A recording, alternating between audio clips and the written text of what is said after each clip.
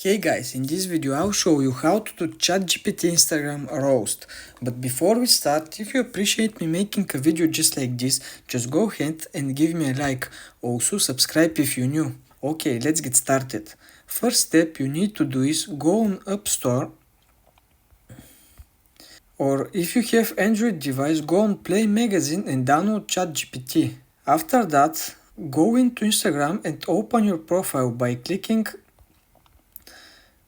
on your profile picture.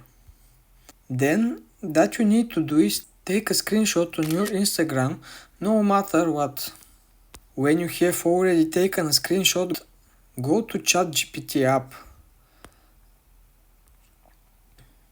Here what you are going to do is tap into the photo section right here, and you want to basically upload that photo that we just brought it.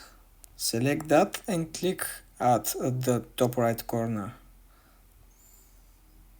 Now you just ask ChatGPT, can you roast my IG account? And click enter. It just takes a second. Here we go.